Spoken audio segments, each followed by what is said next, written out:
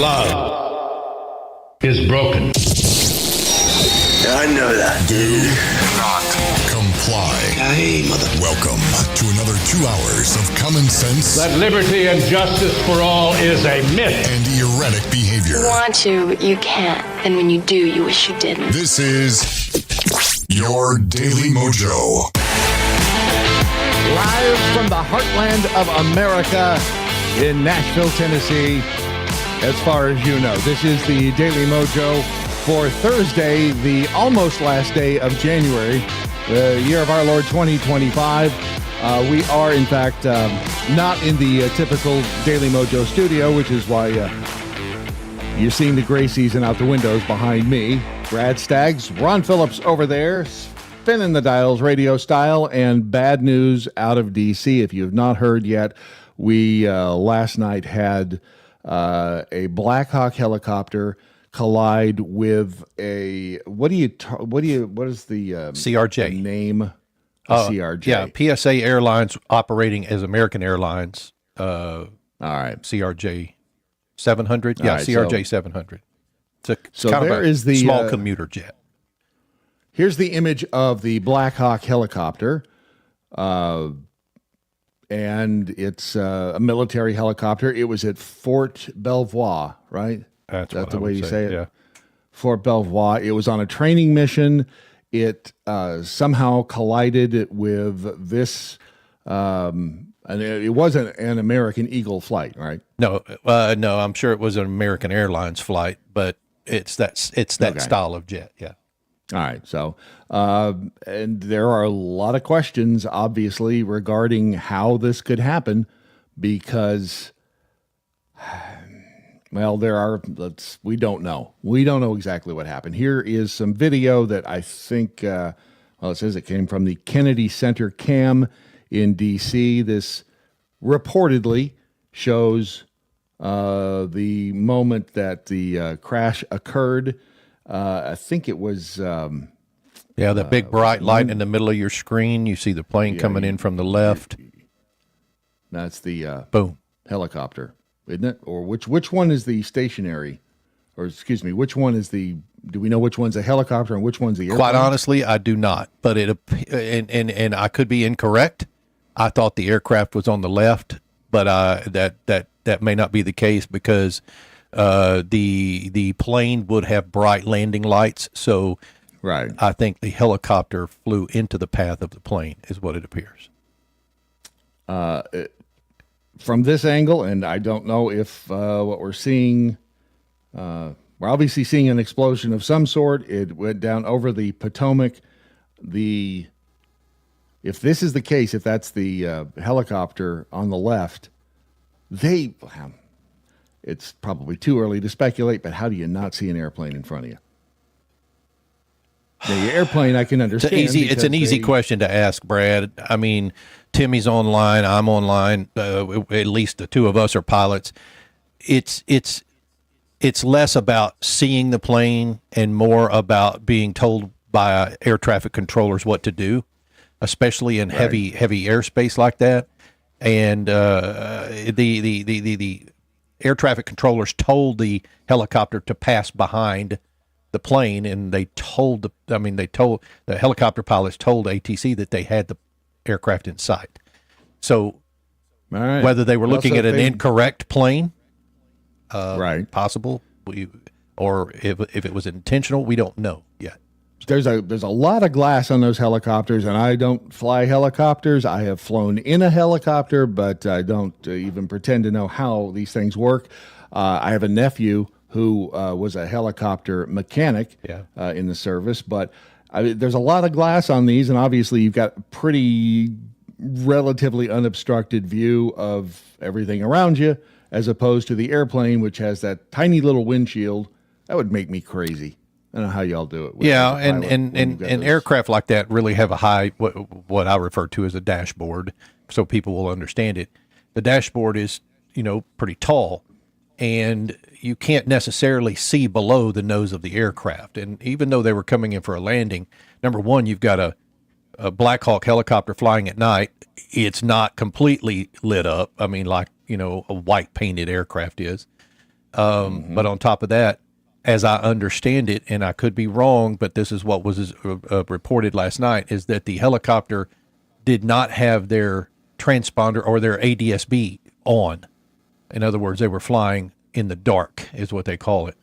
So ADSB is the new, in the last few years, platform that requires all aircraft to be broadcasting to be able to, for other aircraft to see them.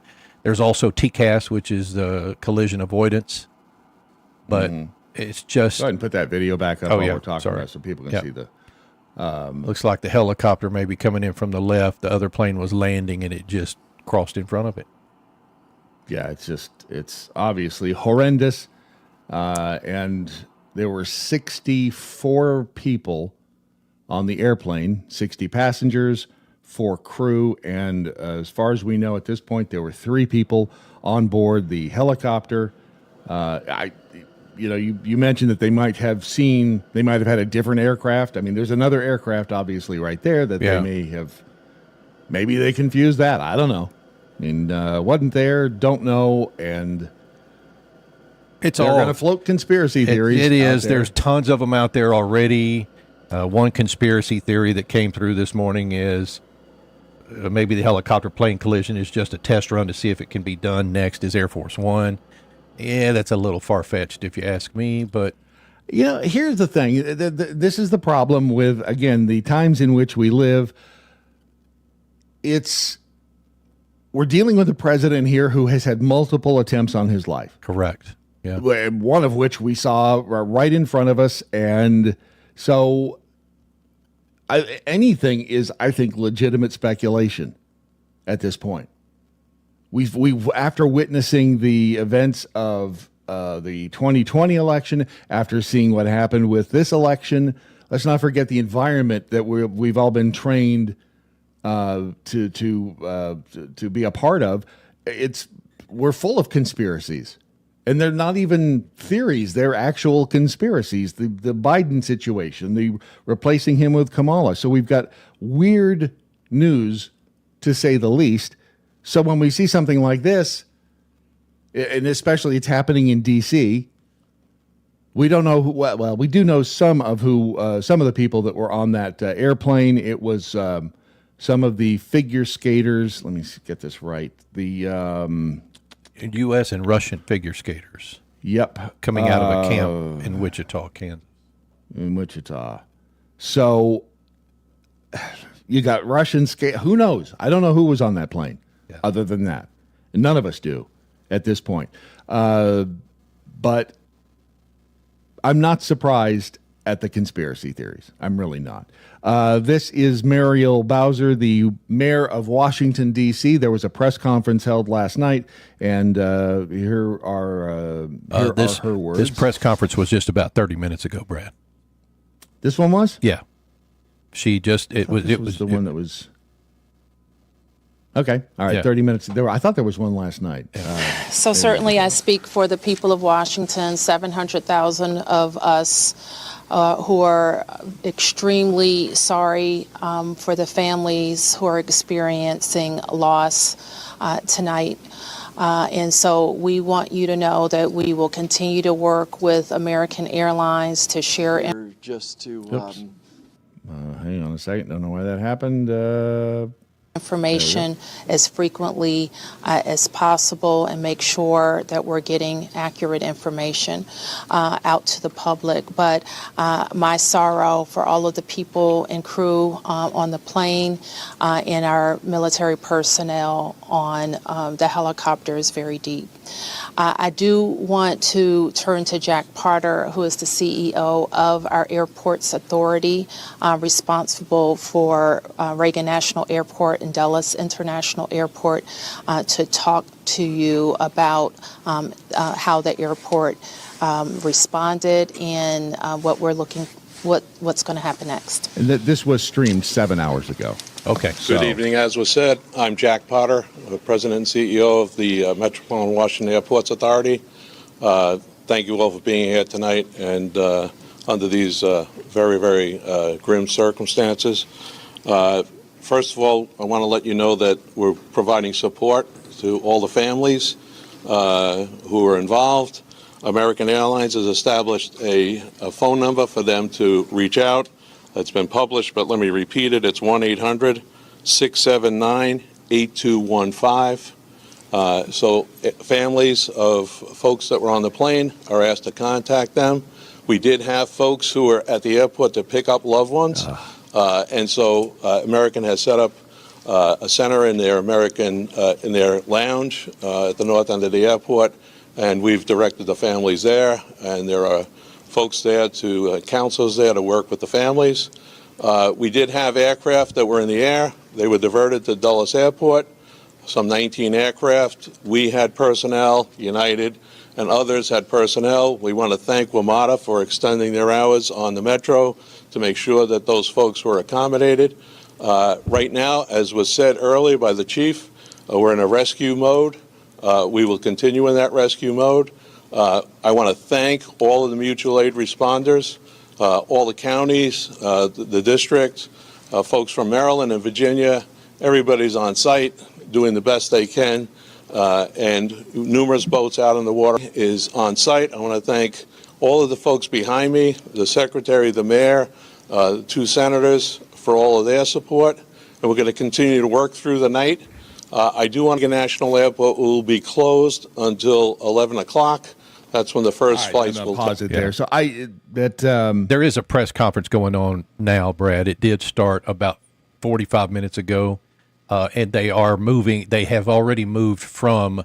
They're moved into a recovery mode now.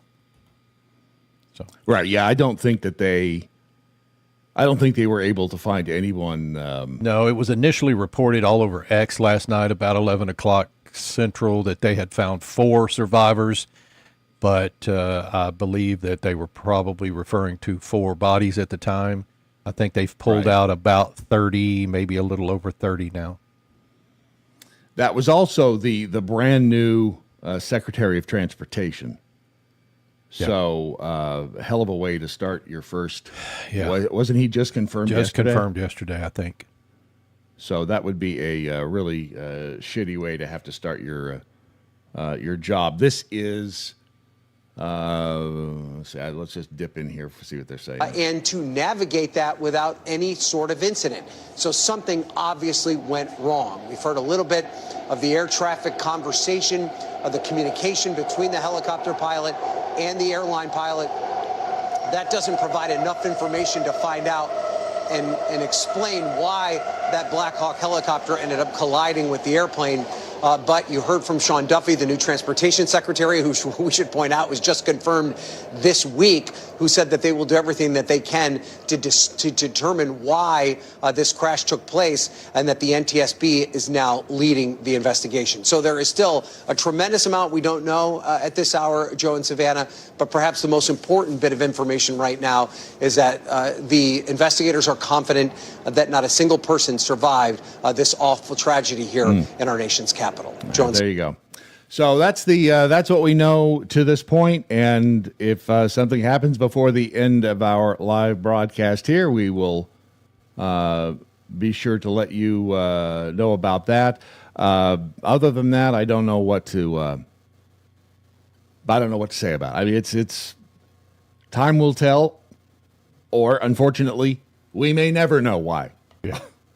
Those are just the times in which we live, because things are a little crazy, if you hadn't noticed. If you want to get in on all the action that is the Daily Mojo for this Thursday edition, use the hashtag What I Learned Today over on the social medias. You can tag us in the posts at Real Brad Staggs, at Real Ron Phillips over there. Taking a look over at the X. I guess I can share that tab. Why not? Lep says, morning, boys, everyone. The clock tower, Brad does good enough to land the mothership without Ron's help. Do I?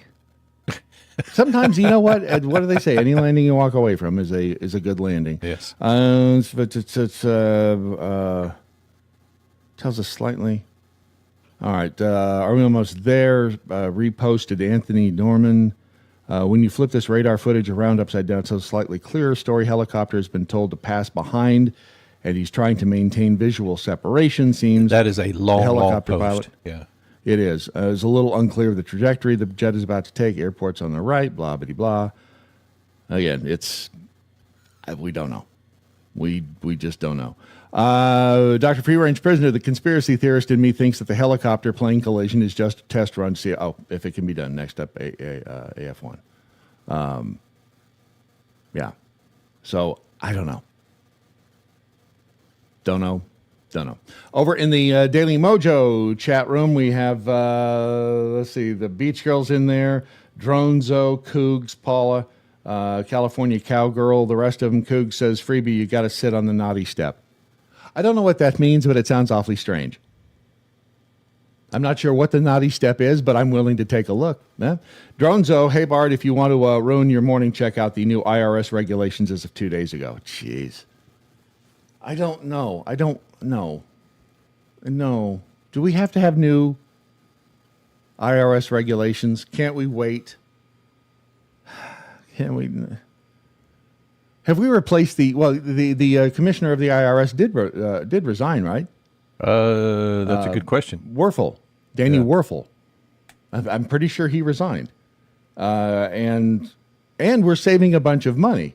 And I'll tell you about that in a second. Missy13 in the Rumble chat room. Will we really ever know? No. Sadly, I think she's right.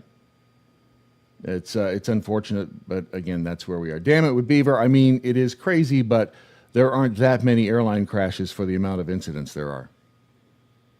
There aren't that many airline. I'm not sure I understand. I mean, as a percentage, you're right. They're,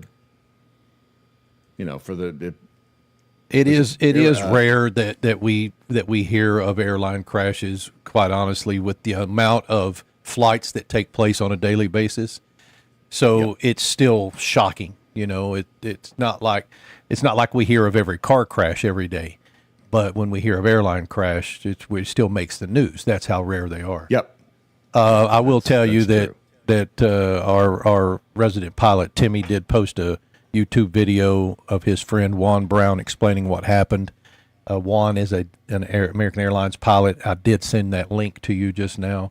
Okay. I don't know. I haven't looked at it yet, but I'm sure it goes into quite a bit of detail.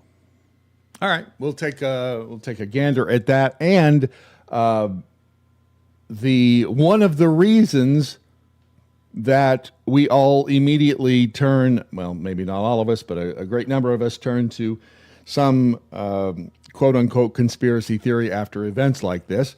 But first, a quick word about preparewithmojo50.com, the place that you can go to get your emergency food supply for whatever fate in the world may throw at you. I was, again, and as you may or may not know, we're here in the beautiful city of Nashville, Tennessee, and part of the reason is because of Beth Enott's father passing away. So I'm wherever they're doing what you have to do after someone no longer walks amongst us, which is a good reminder to purge unneeded stuff before you go. Be kind, purge, because eventually somebody's going to be going through your stuff and tossing it. In this case, you know what I discovered in the closet? What? Emergency food from Prepare with Mojo 50 from December 2014. So it's still got another 15 years. Yeah. Oh, yeah. 25-year shelf life on this stuff. So he was ready for whatever. And now her mom's ready with all of the emergency food. I don't know that she knew. That's the other thing. If you're going to get it, make sure people know where it is. It was buried inside the closet. But fortunately, because I'm Snoopy, I went through it. And so it's in a nice, they sent it in a nice box, and it's in a nice water-resistant container. And the food itself is waterproof, really, because they put it in those vacuum-sealed foil packages. Mm-hmm. So if you experience a flood, the stuff's going to float, as long as you haven't opened the packages. And there is something of a guarantee, and I don't have it in front of me, but if you lose it in a disaster, like a fire or something like that, there's a replacement policy. You can get more information on that at the website, which is, again, preparewithmojo50.com. Coming up, we'll find out about that the misinformation and the disinformation. Is it a scam? Well, we have a director of national intel that would leave that question open-ended. We'll talk about Jessica Brandt next on the Daily Mojo. The Daily Mojo. If you have not yet downloaded the Daily Mojo smartphone app, please do so at your convenience. It is easy. You can find it at thedailymojo.com. Find it at the App Store, right? Yep. Apple. Yep. And there's also the web-based version, which some people swear is better. If you're sitting at your computer at home or at the office, the web-based version allows you to share links, and it does have some advantages over the mobile version. But either way, it's a nice way to keep up with what's happening. And I just got a note from that one guy about the story we talked about. I think it was yesterday, Byron Allen in the Weather Channel. Oh, yeah. Maybe, just maybe, they're not laying off all those people. We'll see. Oh. First, though, there's a piece over at Revolver from December 19th. It's I guess, a profile on Jessica Brandt, who was a what's the office she worked at? The FMIC. What's the FMIC, you wonder? I'm glad wonder. you asked. Yeah. The Foreign Malign Influence Center. Did you know you're paying for that? No. All of these wonderful government agencies, which now are scrambling because they may be on the chopping block. But Jessica Brandt is they call her an alleged AI expert, because prior to this, there's really no reason that she would be considered an AI expert. But she runs the Foreign Malign Influence Center. That's within the Directorate of National Intelligence, the DNI. That falls under Kristi Noem's, or does it? That would be question. Tulsi Yeah. Gabbard, right? Tulsi Gabbard has not been confirmed. Has she? No, has not. All right. She would run I want to say the NSA, but it's not it. Tulsi would be the National Security Director. Advisor, I think. Or is Which would is that be- no? Candidate. She would be. She'd be DNI. The Director of National Intelligence. So, which again, going back to what Jessica does, the DNI. So, is that a different position, the Directorate of National Intelligence, as opposed to the Director of National Intelligence? And again, but this is why we're $37 trillion in debt. We've got such a complicated government at this point. We don't even know what the hell everybody does. Yeah. But the FMIC, again, the Foreign Malign Influence Center, is led and staffed. This is their mission statement, just so you know what you're paying for. It's led and staffed by a diverse team of professionals from across the IC, focused on mitigating threats to democracy and U.S. national interest from foreign malign influence. Russian collusion, anybody? The FMIC serves as the primary U.S. government organization for integrating intelligence pertaining to FMI, which entails managing the IC's collection resources, building partnerships, and advancing strategic analysis while protecting the privacy and civil liberties of the American people. Why does that smell a lot like Bravo Sierra? Probably is. Whenever they go right, the FMIC also houses the Election Threats Executive, or ETE, not to be confused with an EBE, which is an extraterrestrial biological entity.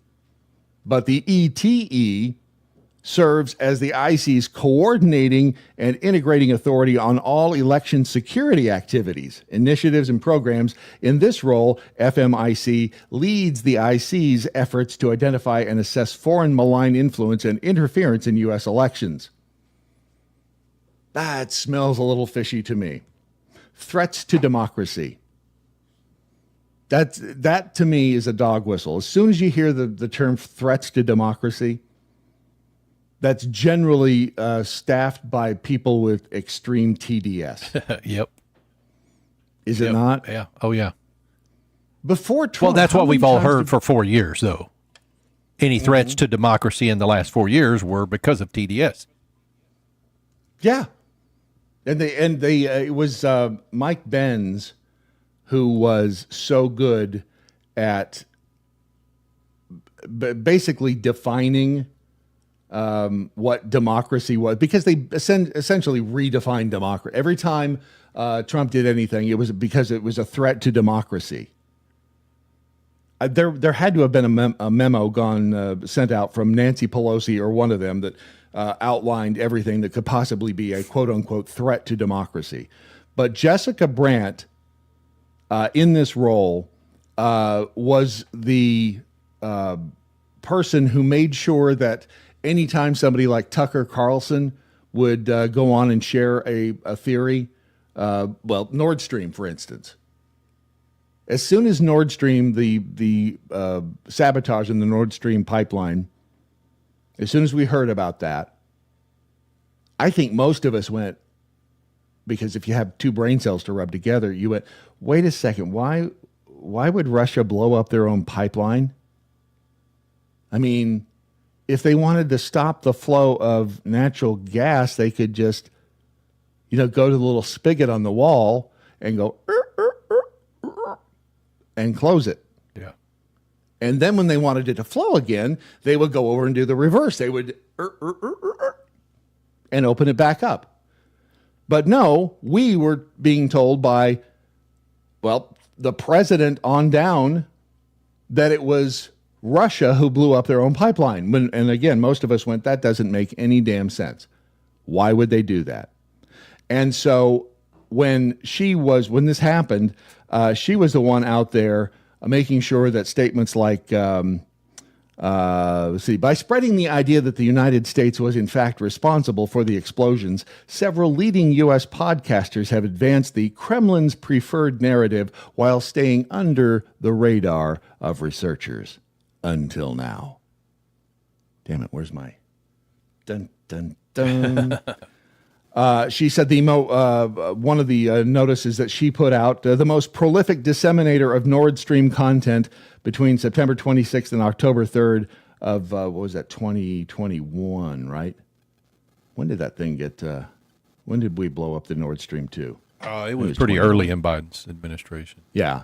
That was the other thing that, the president, Biden at the time, stood out there and said, oh, rest assured, there will be no Nord Stream pipeline.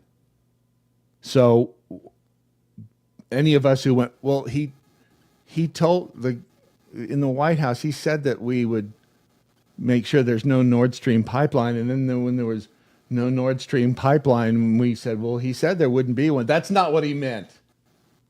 That's not what he meant. So this woman, Jessica Brandt, is trying to lay the blame for everybody having common sense and a brain at the feet of people like Charlie Kirk, who she said devoted 4 segments to furthering the unfounded theory linking the U.S. to the explosion. In one of these 4 episodes, Kirk directly implicated the U.S. government as the culprit, asking, so who did it? Kirk asked. I know this sounds cynical, but the American Washington, D.C. war machine stands to benefit from this. Kirk has previously been a disseminator of Russian propaganda. Charlie Kirk, of all people. Right. Over at Turning Point USA. Yeah. So, and she wrote another article called the American Far Right's Russia Embrace. By the way, she was at the Brookings Institute, which is a left-wing think tank, influence tank, whatever you want to call them. But she wrote this article was called The American Far Right's Russia Embrace. Brandt yet again singles out popular pro-Trump media figures like Tucker Carlson and Bongino. This time, Carlson and Bongino are accused of Russian sympathies for daring to report on the possibility of biolabs in Ukraine. Remember that one? we were told that there were no. Let's see. When we found the biolabs, when it was reported that they were there, or am I mixing that up with the torture chambers? I think I'm mixing it up with the torture. They tried to say that the torture chambers in Ukraine were from the Russians, when in fact they were the Ukrainian government with their torture chambers. And don't you remember the beginning of the whole the unprovoked Russian invasion of Ukraine? How we were told that the Russians were bombing pregnancy wards, yes, and hospitals, yep, all that mess, and killing puppies, schools, and everything that you can possibly think of that would make them the heinous bad guy they were accused of doing by our media. And I still don't know whether or not they did it or not. I tend to believe they probably didn't. But this woman, who is still in her position, it seems, over at FMIC. Did I get that right? So many acronyms. Oh, and she before she was in this position, she was and when she was at Brookings, she was writing a bunch of articles about open borders and how we need to let everybody in. Yeah, we need to let. There's a pattern with these people. So again, when we react to a helicopter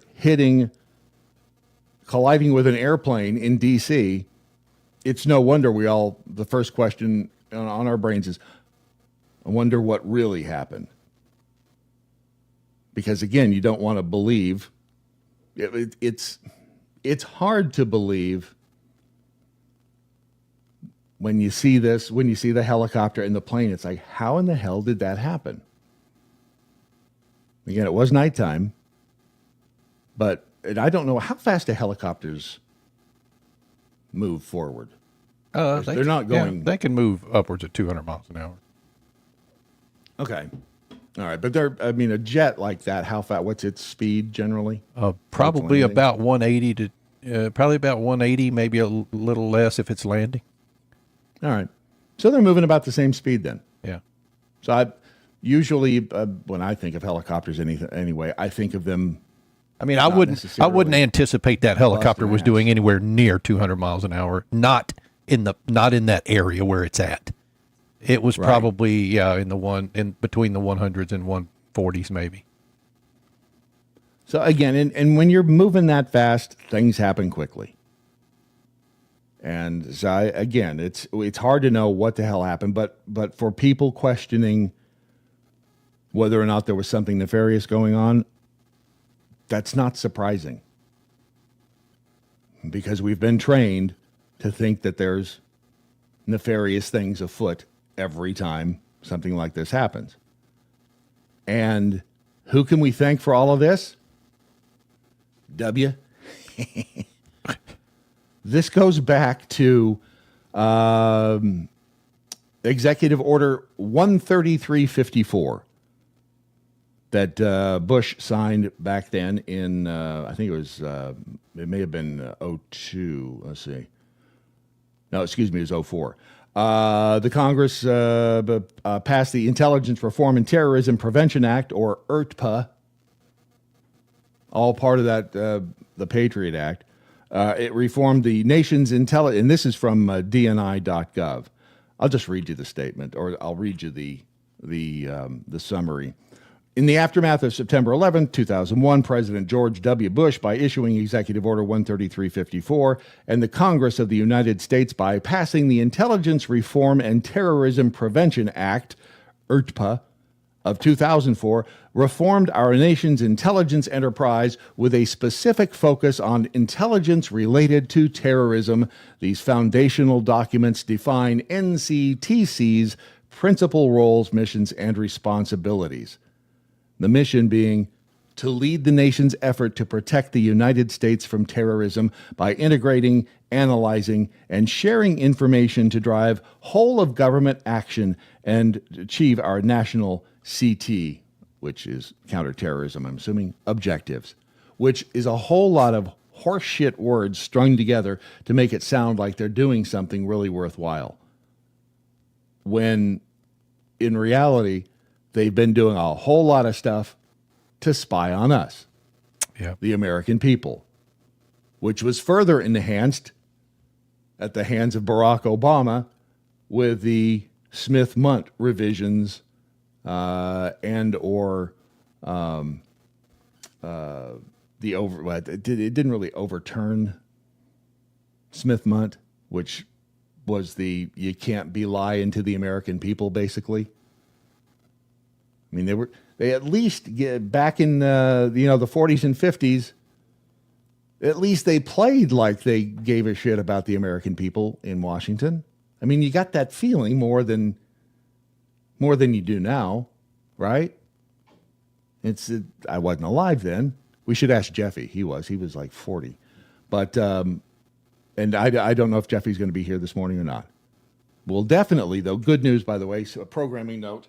On Saturday morning, there will be Saturday Morning Live, although we'll have Ron Phillips at the controls too. Won't that be fun? Running the show, at the helm, all that good stuff. I'm terrified. We'll get it done. But it'll be, we won't have all the bells and whistles, but it's more about our company, isn't it? It's more about just getting to visit with friends. So that will be happening on Saturday morning at 9 a.m. Central, 10 o'clock in the morning Eastern Time, over at RealSaturdayMorningLive.com, or you can also find us on Jeffy's X, on my X, Ron's X. We're just about everywhere. So anyway, the bottom line is this: anytime something big happens like this, it's usually followed by a vacuum of a lack of information, and then the conspiracies. Because nature abhors a vacuum, the conspiracy theories start to sprout, and then the mainstream media will come out and tell us that we are Nazis and we hate America, and it really should be the Democrats in charge. Even though on this very day, this is over at MSN. Meta has now agreed to pay President Trump $25 million for suspending his Facebook accounts. Wow. They're right. I know it's, and you wonder why people come up with conspiracy theories after an event as horrible as the one this morning or last night, excuse me. Wow. You know what? I mean, I guess I remembered that he sued them, but man, that was 4 years ago, right? Yeah, it was 2021 lawsuit brought after Facebook suspended Trump's Facebook accounts. He filed the suit after his accounts were taken offline in the wake of the J6 attack on the U.S. Capitol. Sources familiar with the agreement told... well, that's a dangling participle, isn't it? The president signed the settlement agreement yesterday. Meta later confirmed the reports to The Independent. There is... is that a motley-looking crew or what? Yeah. Zuckerberg is just a freakazoid. I'm fairly certain that his face does open up and there are a bunch of circuits and wires in there. Yeah. And then there's Lauren Sanchez, who is... Bezos. Is that his wife? Are you implying that he owns Lauren Sanchez? She got all kinds of shit for wearing what she's wearing right there to the inauguration because you can see the lacy bra. Word has it that Zuckerberg was wearing a lacy bra underneath that suit too. Wouldn't surprise me. And then that is... is that Kash Patel? Who is that? No, that's not Kash Patel. I don't remember who that is. Some people had said that was the guy that owns TikTok, but that's not the guy that owns TikTok. I want to say... It looks like a brown Jeff Goldblum. Yeah. Kind of. And anyway, there's Musk, who, again, was a darling of the left until, of course, he decided, he looked around and went, I'm out. Nuts. I am out. Forget about it. And it's just, anytime somebody grows a brain and decides that they're actually going to look at things from a logical standpoint and realize, wait a minute, you people are nuts, and I'm going to go with the other side. I'm being told that's the Google CEO. Well, of course it is. I mean, I knew that. I was just testing y'all to make sure that you knew that. Look at that. It's already time to hook up with, and by hook up, I mean just get your mind out of it. Anyway, here's Phil Bell and his morning update. This is Phil Bell on the Daily MoJo with your morning update. Earlier this week, a Chinese company named DeepSeek sent shockwaves through the tech community by releasing its own artificial intelligence system that was trained at a cost of only $6 million. So many American firms that had their fortunes tied to AI saw massive stock market declines. And many are wondering, have we been beaten yet again by the Chinese? Now, I want to tell you something. What happened earlier this week is an example of what is supposed to happen in a free marketplace. Yes, one person might come along, or in the case of the United States, many, and invest a lot of money in building a new system. And then someone else comes along and builds a better mousetrap for much cheaper. Rather than looking at this as a defeat, we should look at this as an opportunity to continue to excel. Because at the end of the day, when we have free markets, individual liberty, limited government, and personal responsibility, this type of innovation improves our lives, helps to keep us safe by lessening, that's right, lessening the likelihood of international conflict, and makes it easier for everyone everywhere to build wealth. What we should be doing in the United States, rather than wringing our hands over what China was able to accomplish, assuming they're not lying, of course, is to take steps to improve our ability to compete. The income tax should be abolished, just as President Trump is talking about doing. The corporate tax should be abolished simply because we know corporations don't pay taxes. We, the people, the customers of corporations, pay the taxes. And we should also be going with a fine-tooth comb through every book of regulations and eliminating as many as possible so that we give our individuals and our businesses the ability to build wealth and be successful, because that wealth ultimately redounds to every one of us. So what I want you to do in the comments, let me know what you think about what happened with DeepSeek, where you think the United States is, and if you view this as being an opportunity for us. What I also want you to do is download the Daily MoJo smartphone app and enable notifications. That way you'll be up to date on the latest craziness and good stuff coming out of Washington, D.C., and you'll know how to share it with others. We'll see you down the line, and thanks for choosing the Daily MoJo. Stupidity is not a competition. The whole island will become so unless you're a politician. overly populated that it will tip over and capsize. The Daily MoJo. Daily MoJo. And again, you wonder why we have conspiracy theories. If it's going to tip over and capsize, that would be a bad thing. Wisconsin jackhole, I'd go gay for Phil. All right. He's got a big mic. He does have a big mic. Not that big mic. Big mic, big mic. Ghost says Blackhawks colliding with planes and parts falling off them mid-flight. Starting to think I should do a Phil Bell and take a train for my trip in March instead of flying. That's the other thing. I'd forgotten about. Thank you, Ghost, for reminding me. We had planes, and I don't know who the hell built this, the one that was involved in this crash, but this is also within recent history. The society in which we live has had planes losing pieces and parts as they fly over America. And then we find out they've been drilling the wrong holes in the planes. I mean, it could have been a malfunction on the helicopter, right? I don't know who, let's see, Sikorsky. They're the ones who build. That's the company. The UH-60s, yes. Right? Yeah. So, wait a minute. Sikorsky sounds like Russia. Is that Russian? I don't know. Let me check. Asking for a friend. But again, there's being analytical and asking these questions, I don't think is disrespectful. Sikorsky Aircraft is an American aircraft manufacturer based in Stratford, Connecticut. There you go. Like I said, it's Russian. It sounds Russian, right? I mean, look, okay, that makes as much sense as saying that this is Elon Musk giving a Nazi salute. Correct. Sikorsky, it sounds Russian, which, by the way, hang on a second here. Where is, is that under, where did I put that?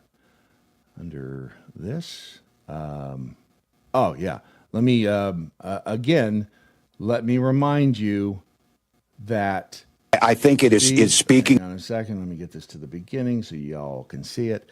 And let me remind you, these are the same people who are trying to ram down our throats this concept. I think it is speaking up. It's thinking about your neighbors. It's writing and putting those members of Congress. Look, there is no spine amongst those folks, but this is real. This is, they're talking about defunding the police, things that they, puff their chests up and say they're good with, making the case. And I would let, to the voters, I'm with this too. Everybody's fatigued. Trust me, I get it.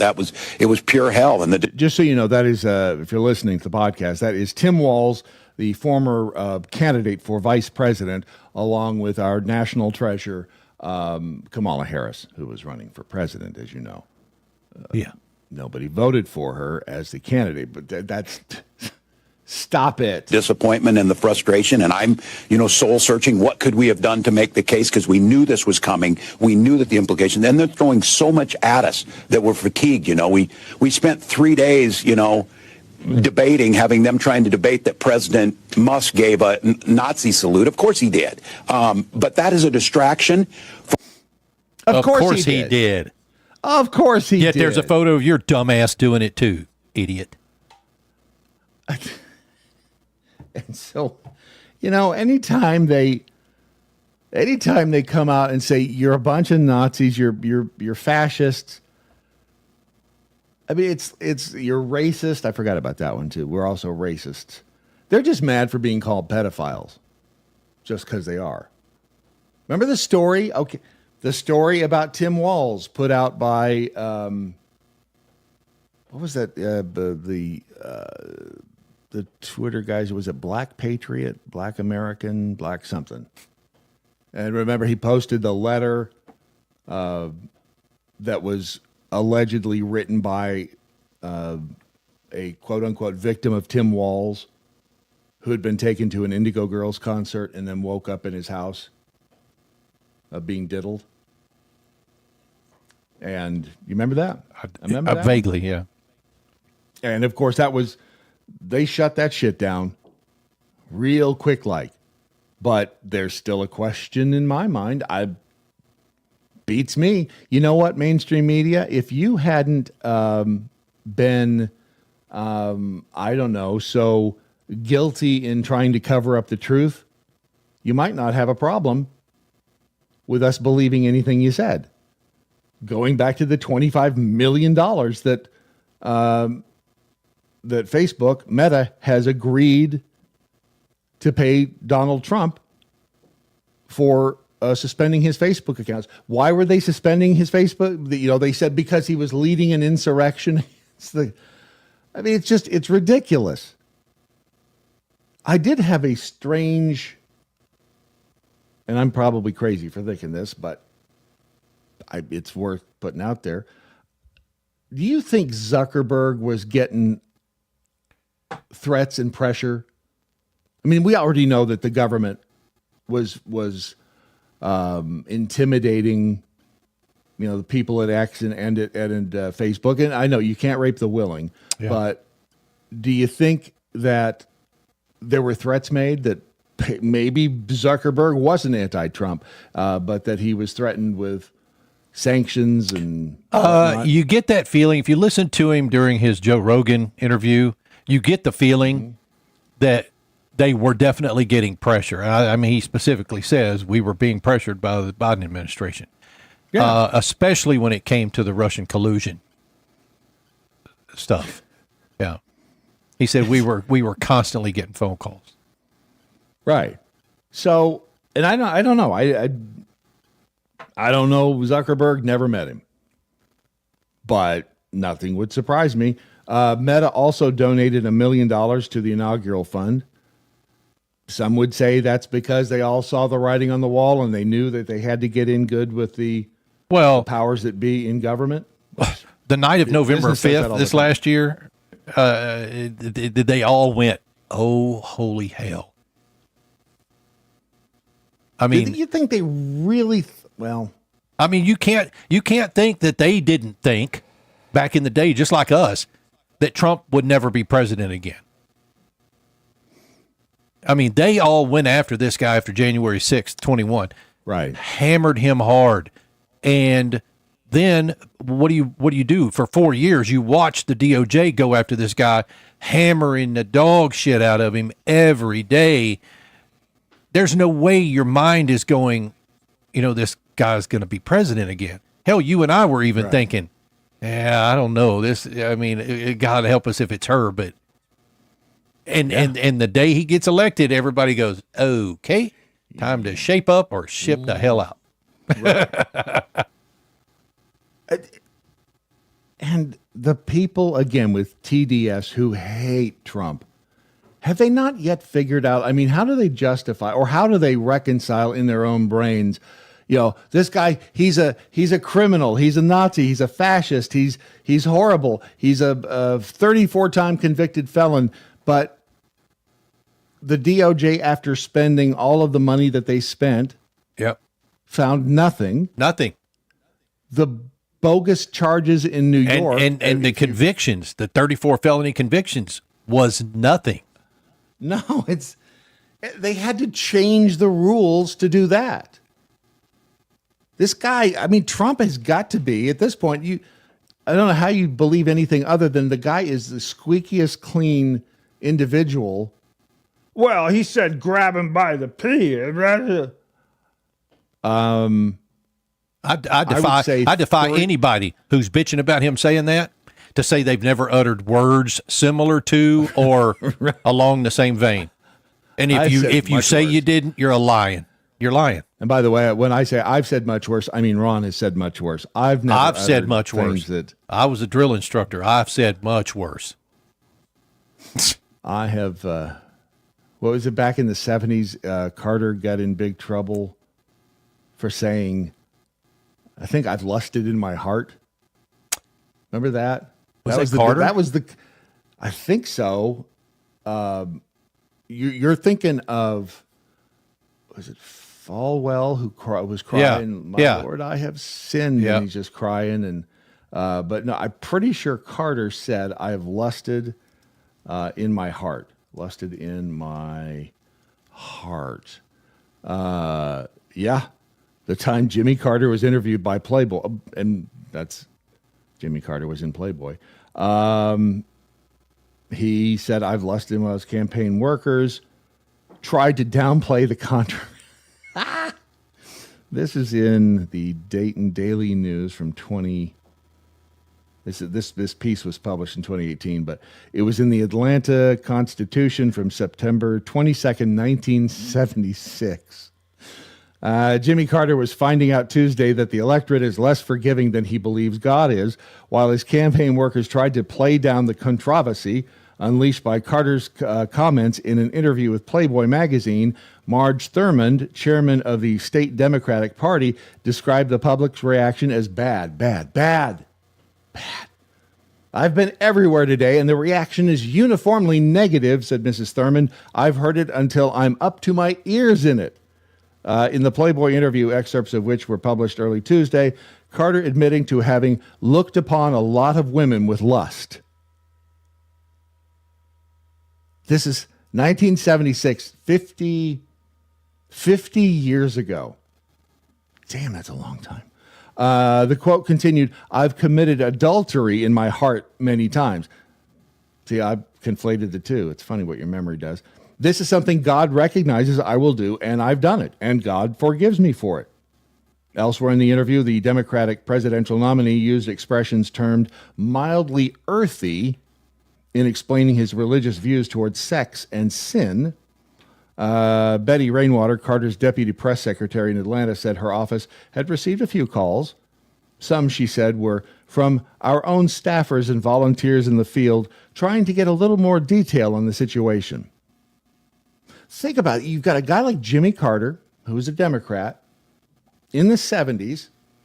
People generally think about Carter as a good guy, right? A decent human being who sucked as a president. Yeah. I mean, that's the general consensus. But this is, think about how meek and mild this is. That what was it? I have looked upon a lot of women with lust. I've committed adultery in my heart many times. And is that even factually correct? Would it be in your heart, or would it be, and by I mean your mind. Dirty-minded. It was a religious interview. She said it wasn't a discussion about sex. No caller, she said, had expressed outrage, though some had taken exception to Carter's use of words that don't sound presidential. It feels like this was a different planet, does it not? Yeah. Given, if you weren't alive back then, if you are listening and you're under 100, this must sound like this couldn't have happened on planet Earth, not in America. Yeah. Really was a different time. Were we more innocent? It's hard to quantify that because, let's see, in 76, I would have been in 6th grade at Sierra Elementary School in Lancaster, California. Playboy has high journalistic standards, Miss Rainwater said. They've done interviews with all types of people. They also have one of the largest readerships, so you can't deny that there's a constituency there. Shame on you. Asked about her own assessment of the controversy, she said, I don't think outrage is the word. I think a bit of surprise is the more appropriate way to put it. I was surprised at some of the language. He was honest. He was honest. So the effects of the controversy, they said Rafshoon, I don't know who Rafshoon is. I think it'll be all right. It shows he's not sanctimonious. He's human about his religious beliefs. He forgives sinners like you. Really was a different time. A different mindset, even. It may be. And I'm genuinely curious as to how they're going to do this. Now, Netflix is going to be airing a reboot of Little House on the Prairie. How do you do that in 2025? If you've never watched Little House on the Prairie, it was a... Michael Landon will be in it. No. Although, AI. Yeah, so although we do have the technology. It's not great. If they, what's his name? Lord Tarkin, yeah. In Star Wars. Yep. What the hell's his name? Grand Tarkin. Yeah, him. Yeah, Grand Moff Tarkin. Yeah, whatever. But so they're going to try to reboot Little House on the Prairie. And this is Netflix. So can we talk about Netflix for just a quick second? Have you started watching Paradise yet? No. You need to. Is it good? Oh my God. What's it about? The first episode will catch you. We'll snag you in. I'm hoping Jeff talks about it maybe today or Saturday.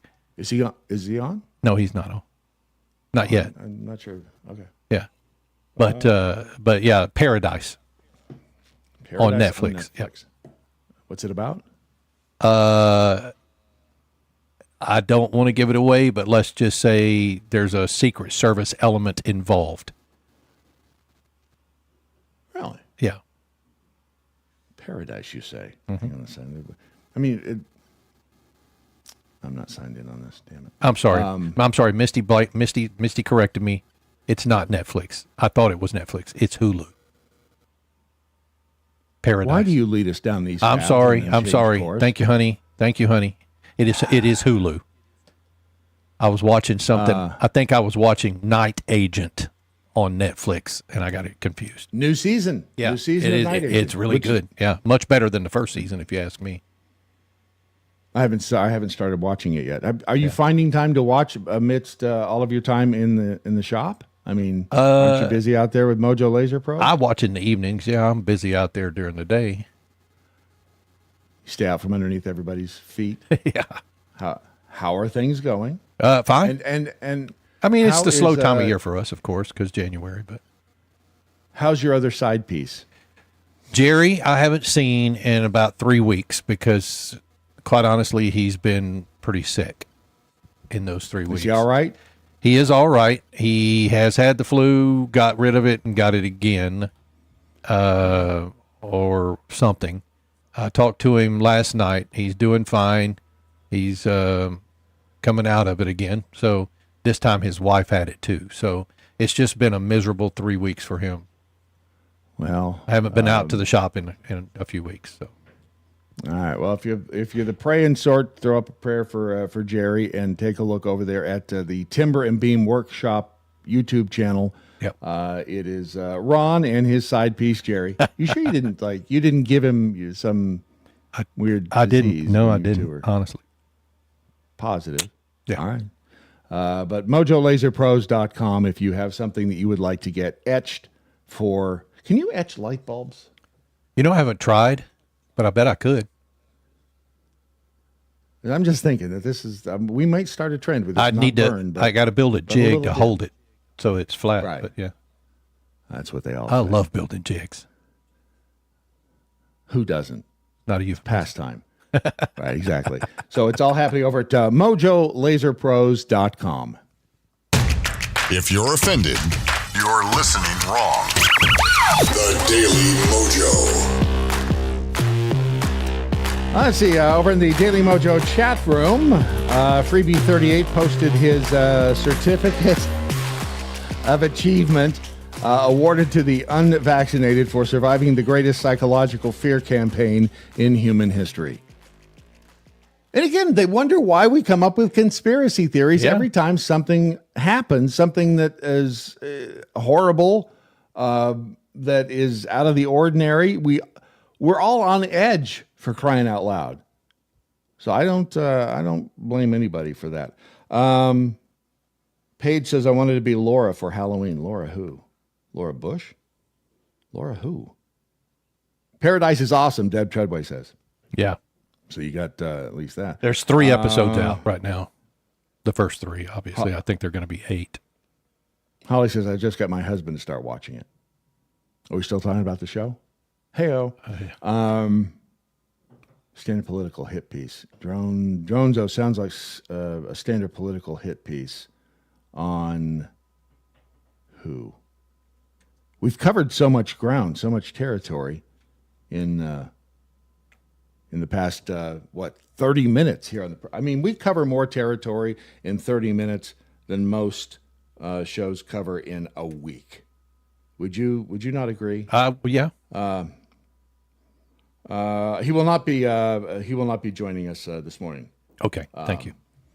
He's being actually held captive in a small dark room, and they're starting the waterboarding on him.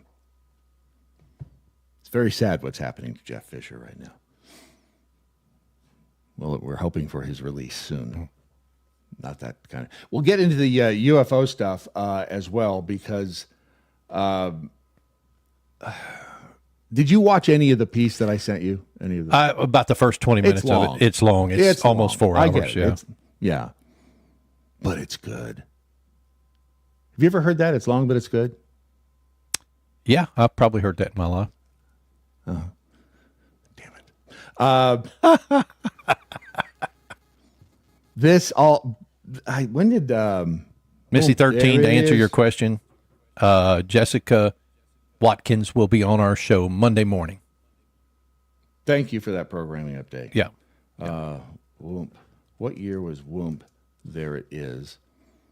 That was tag team 1993. Tag team back again. Whoomp, there it is. Let me hear you say. Whoomp, there it is. This is. Where in the hell? It was just here a second ago. What the hell did I just do with it? Where the hell did I put it? It was right there. Well, while you're talking about that, did you watch any of the RFK confirmation hearing yesterday? Did not. What a miserable bunch of freaking Democrats. All these people were his friends less than a year ago. And he says it. Yeah. Y'all were my friends. What in the hell is going on? They don't. It's all a show. That's all it is. Especially Elizabeth Warren. What a bitch. Wow. How do you really feel? That's not how I really feel. I discovered while looking at the UFO bit, this account, it's called I think it's called That Twin Mama, and this is genius. I was today years old when I realized some of the lyrics to this song. Yep. we may or may not. We'll see. We may She's or may got it not on get YouTube. kicked off of YouTube. Here we Why go. would we get kicked? She's on YouTube. We're playing a YouTube video on YouTube. How could that get us kicked off? All right, let's go. Here we go. Everybody remembers Whoomp. There it is. Shaka laka shaka. Gin and juice I drink and bent as a puff on dank. Rock the mic. I crave skin rip. Find a honey dip to dip it in. Slam dunk it, stick it, flip it and ride that B-double-O-T-Y. Oh my. Ooh, that's it. Come on, whoop. There it is. I'm done. Come on. Whoop. Yeah, louder. If you actually stop and look at the lyrics. I just want to know how many people were dancing just now. How many? I know I was. Everybody. Yeah. All of them. Very rarely do you ever get all of the lyrics to any song that you like. I mean, sometimes you look it up and you go, well, I didn't know that's what that said. Yeah. But yeah. You've never really tried to sing along with Whoomp, there it is, except for the Whoomp, there it is. Oh, no. Whoomp, My wife can sing every word. Every word. She lets that potty mouth. No, dude. She said she can't remember what she had for lunch yesterday, but she can damn sure remember the lyrics to that 80s shit. That's so funny. Sometimes I turn it up in the car just to watch her sing. Shaka laka, point blank gin and juice I drink. Then, as I puff on dank, rock the mic. I craven skin rip shit, I think.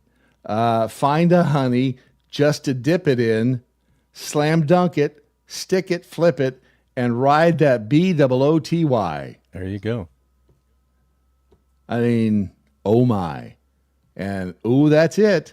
Come on. Whoomp. There it is. Whoomp. Her expressions are priceless, too. That twin mama. And she does this with a bunch of songs. And it really is back in the day of music radio, one of the fun things that we would do, back when life was simple and we watched Little House on the Prairie, was to name the song by reading the lyrics of a song. Because if you don't hear it within the context of the song, generally, if you pick the right song, it's hard to know what song it is because you just don't know the lyrics to all of your favorite songs. And sometimes when I didn't know it said that. Yep, it said that. That's exactly what it said. With regard to the UFO flap, the UFO controversy, the whatever you want to term it, and we're going to throw the New Jersey drones into that as well. The piece over at the Daily Beast that was published yesterday by Joey McFadden, who is a breaking news intern. So I guess now at the Daily Beast they have interns writing their content. I'm probably just jealous. I wish we had interns that could write. The headline reads, Trump reveals blindingly obvious truth about New Jersey drones. Blindingly obvious? I don't know if it would be. The White House finally gave a clear answer about the mysterious drone sightings in New Jersey that captivated the nation. just the way it's written, and it probably is my BDS that makes me think this. It's like, well, finally gives a clear. The question was only asked a week ago of the White House. What are the New Jersey drones? And within a week, we get a straight answer, a clear answer, and it's Trump will never be able to do anything right in their eyes. I mean, I know you know that, but it's amazing, and this just one more time reinforces, to me at least, that you can't believe a damn thing you read on any of these mainstream sites, and they fuel our disbelief when something like this horrible crash this morning happens. They fuel our tendency to go, wait a minute, something ain't right. And the sad part is, it may just be a simple case of somebody with their head turned the wrong way. When, if the pilot of the helicopter, if he looked the wrong way, because again, at 200 miles an hour, things happen pretty damn fast. And that could be the entire, sadly, we'll never know because we won't be able to ask any of those people questions. But it makes us all question exactly what happened. So with regard to the drones, again, the press secretary, Caroline Leavitt, said that the drones were authorized to be flown by the FAA for research and various other reasons. Research and various other reasons. And I believe that. But again, what was the research? I don't know. Many of the drones were also hobbyists, recreational, and private individuals that enjoy flying drones, and in time, it got worse due to curiosity. This was not the enemy, she told reporters. The sightings, which fascinated the nation, even occurred over Donald Trump's golf club in Bedminster, prompted the FAA to restrict the drone use in some parts of Jersey. And once the drone use was restricted, the drones stopped appearing. And then when the restrictions were lifted, the drones began appearing again, which did lead us to believe here at the Daily MoJo that, in fact, first of all, aliens don't necessarily follow our rules and our laws. So it was likely somebody here on terra firma that was flying the drones. But again, the entire incident was fueled by mainstream news and even independent news agencies because we did not have any legit information on it. We couldn't get anything out of the government. And going back, 2 years? When was the Chinese weather balloon flap? Is that 2 years ago? 2 or 3. So they've trained us pretty well to question every damn thing that we see on the news. Belleville Mayor Michael Melham said that drones across New Jersey might be looking for radioactive material. That was tied to a story we found. I do remember that. Yeah, because that's what I anticipated was going on. In Colorado. And let's just say that there was a threat of a dirty bomb, a nuke, a suitcase nuke, whatever, that was near Trump's property up there. And there could be more to this story that they're not telling us because they don't want to. And it may involve Trump's own safety. Who knows? Then in the Daily Beast piece, Trump, they quote Trump as saying, the Truth Social post, Trump said the mystery drone sightings all over the country were likely not operating without government knowledge. He did say that. And then he said that if they were being flown under the radar, people should shoot them down. Did he say that? Shoot them down. Don't we have the guy in Florida found out that we... Yeah, you can't shoot the drone down. You talking about the one that shot the drone down? Yeah. With his 9mm. Pop. Yeah. Yeah. Damn good shot. Let's not forget, credit where credit is due. He popped that sucker, And with a 9mm, he was out cleaning his pool. And this thing was hovering over his house for like, what do you say, 10, 20 minutes? Yeah. I don't blame him. It was a delivery drone doing practice runs, apparently. Right. And it was just hovering there, and he's like, no, that's not going to happen. Apparently, he thought he owned the airspace above his house. You used to. What? Own the airspace above your house? Yeah, you used to own. Well, hell, most people don't even own the ground, own the minerals in the ground below them. Well, mineral rights are different, but I've always learned that it was when you owned a piece of real estate, you owned it from center of the earth all the way out to space. Yeah. Was that ever a rule, or did I just make that up? You probably made it up. Real estate you own from center. I don't think I made that up. Why would I make that up? To space. While traditional legal concept states that owning real estate means you own from the center of the earth to the heavens, in reality, modern legal interpretations limit airspace ownership to a reasonable distance above the ground, meaning you do not truly own all the space above your property. Okay, so I didn't make it up. That This surprises is AI. me. It surprises While me the that was traditional- ever written like that. Yeah. I told you. I mean, I got a memory like a steel trap. Yeah. Rusty and dull. Let's see. Modern distance, meaning you don't truly own all the space above your property. This is due to the practical limitations of air travel and the need to regulate airspace usage. Okay. The Latin phrase, hold on a minute, because I'm not going to attempt to, where is it? Speech. Oh, I can do it over here. 11 labs. Hold on. It's crap. If I have to log in, this will take too long.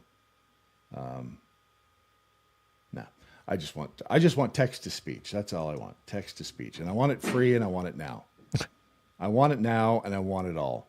And why isn't it free? No. Anyway, it's a Latin phrase. Culus est solum the Latin phrase means whoever owns the soil, it is theirs up to heaven and down to hell. It's the historical basis for the concept of owning land from Earth's center to space. Interesting. So, see, I know some stuff. I make things and I know stuff. You do. So, I'll give you that. Why wouldn't you, again, because modern laws, that's why, stupid, because you can't shoot down a drone if it's, even if it's what if it's hovering over my house and it has what I think is a gun on it aimed at me? Can I shoot it then? Good. That's a great question. Why didn't you just or if it's just got, even because most drones have cameras on them, even if it's got a camera and it's filming your home, why wouldn't you be able to take care of that? The argument there is because I can stand in the middle of the street and videotape your house. Yeah. I'm standing on public property. But I would go with the gun thing. I would go because then you're fearing for your safety. I swear that was a drone. I just read about drones with guns, and I saw that, and I thought it was going to shoot me, so I shot it first. Yeah. I bet you could swing that one in court. Yeah, because they'd probably try to get you on something else, because I think they got this guy on firing a weapon in public or something like that, didn't they? Right. Yeah. Yeah, it was. I mean, it wasn't necessary. I mean, look, the drone company could sue you civilly, but I don't know that it was it a felony for him to shoot the drone specifically, or was it just because he was firing off a weapon in public? I don't remember what it was, but I think he pled out anyway, which he probably just wanted it to go away. But probably.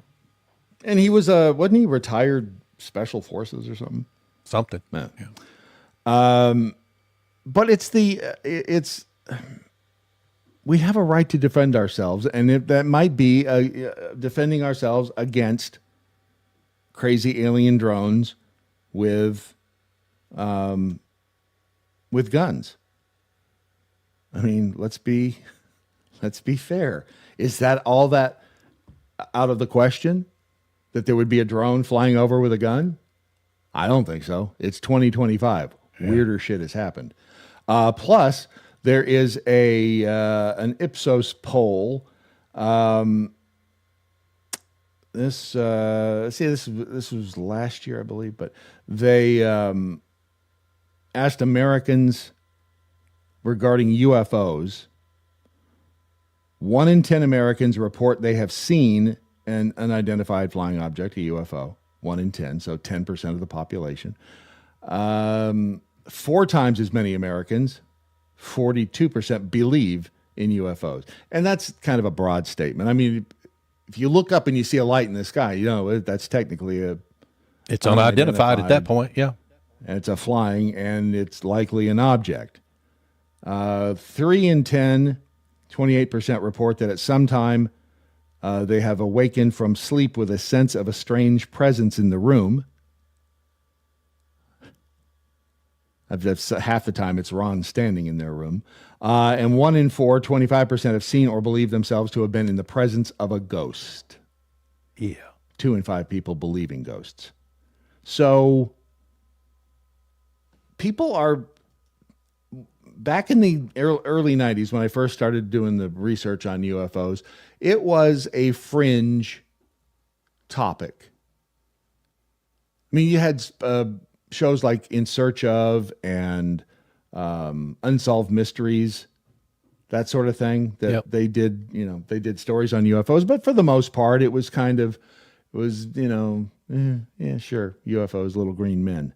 And then you had the investigative newspaper, the National Enquirer, which, be honest, looking back, was it all that out of touch? Just saying. A lot of what they said was true.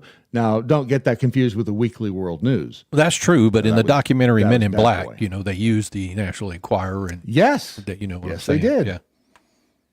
Because it was legit. Legit stuff, there was we'll get into this here in just a second, the UFO debate that involved a dude that I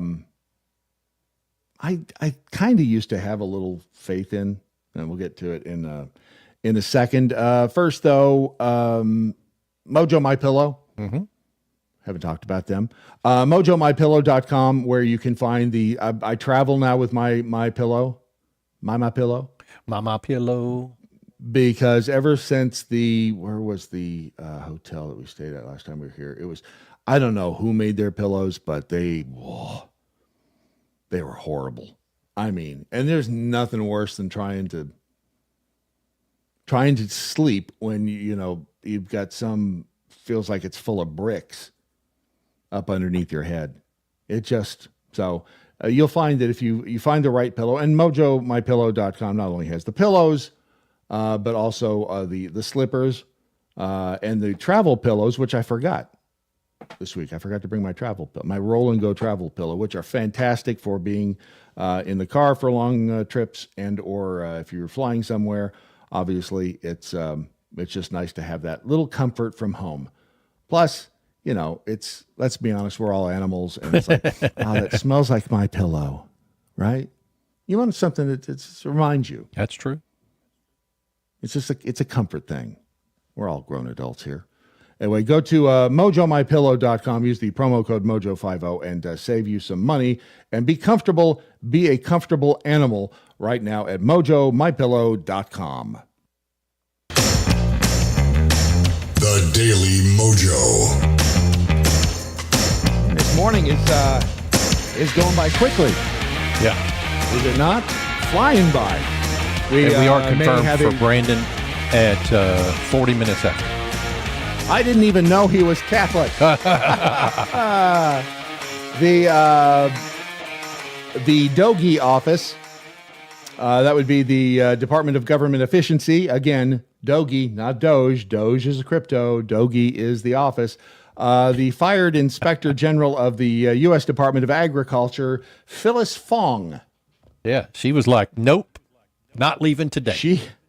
She had to be removed from her Washington office on Monday after refusing to comply with the conditions of her termination. Yep. She's been there for 22 years. They had and this again is I'm reading from the Daily Beast's account of it, in which they try to, of course, insinuate that, Trump wants us all to eat poisoned food and beat our animals. Mm-hmm. There's a broad mandate to investigate food safety and animal welfare. Department of Agriculture. Yeah, okay, that makes sense. Animal welfare, because you're dealing with farms. All right, I get that. Like cows and stuff. Fong's office has been investigating Elon Musk's brain implant startup, Neuralink. Why in the hell is the Department of Agriculture doing that?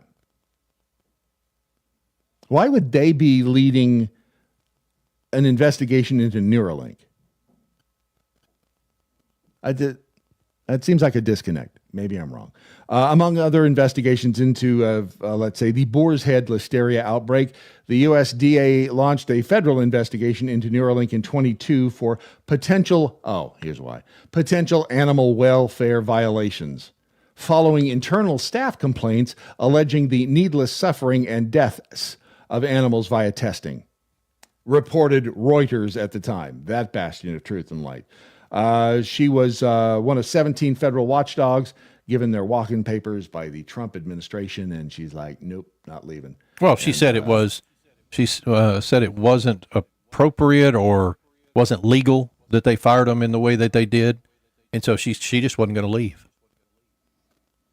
I think she left. She left. Yeah, she was escorted out of the USDA headquarters by security. Yep. Come with us, Phyllis Fong, and bring a box. She doesn't look really happy in that picture, does she? No, she does not. She looks a little peeved.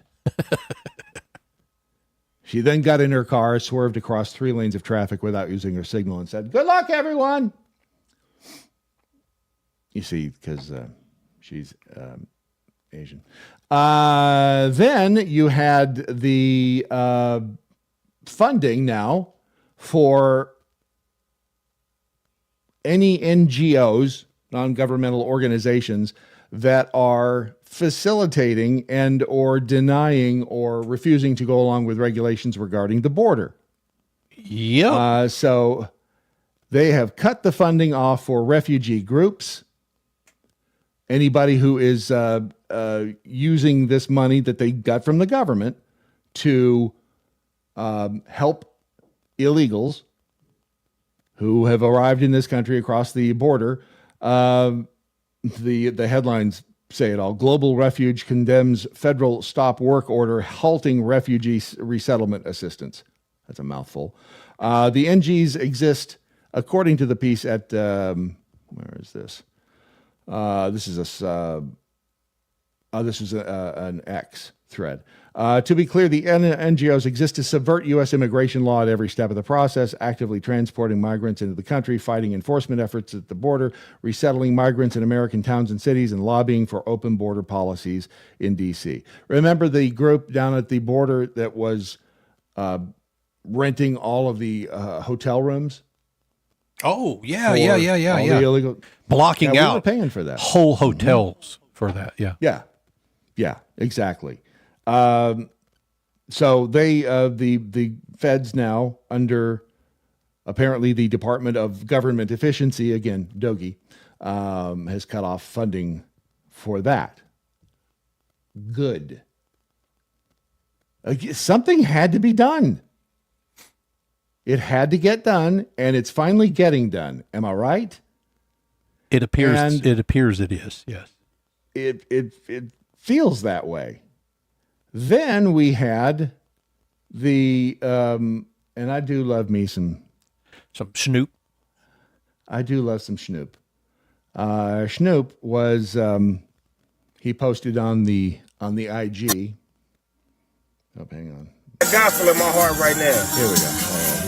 For all that. He's catching all. God, I hate that. That's James Ingram. What up, Jack? It's Sunday, man. I got gospel in my heart right now. For For all the hate, I'ma answer it with love. Y'all can't hate enough on me. I love too much. Right.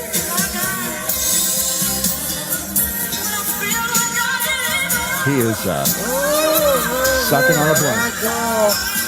I call on you, Jesus, and he answers. They are giving him all kinds of shit because he performed at the inauguration, at the crypto ball. If there's one person out there who does not give two shits about what those people think about him, it is Snoop Dogg. What are they? Let's see. People, I don't know who this person is. I was going to perform for you, boss. Yeah, that's you, sellout. Yep. Praise the Lord and pass that doobie, Snoop. Need some of that. Is that what you're going to sing at Barron's birthday party? Sellout. You should be ashamed of yourself, black man, supporting the Klan. You sound like the biggest hypocrite. You have lost respect from your fans. You're going to lose support. You already lost yourself. I think it's humorous to read these comments because these people have no clue. They don't. The dude used the word the Klan. Who started the Klan, dipshit? They said he had lost the story said he had lost, let me see the exact verbiage here. I ain't going nowhere. We're ecstatic. Writing Snoop has changed his perspective. Anyway, he lost a number of his supporters on IG, on the Insta. Do you know how many followers Snoop has on the IG? I do not. 88 million. Yeah, a few of them can take a leap. Yeah, they can kiss a good man's ass. I mean, and you know who else they said lost a bunch of followers, but again, define a lot. Carrie Underwood. Yeah. Do you think that the glitch in her performance was on purpose? Yeah. No. You don't? No, quite honestly, I don't believe they would. I don't think they would have done her that way because she was willing to perform for them. But like a professional, she went, no music, deal. Hey, but no. I'm saying the people who were running, because we don't know who was behind the scenes running the tracks and all that. I can't assume they were Democrats. We don't know what they were. They were, if it was like the White House. I still don't think it was on purpose. Team. No. It crossed my mind, and she slammed it anyway. She slammed it anyway. Now I heard she was a little pissed off after the fact. Yeah, I would be too. Yeah. Hello.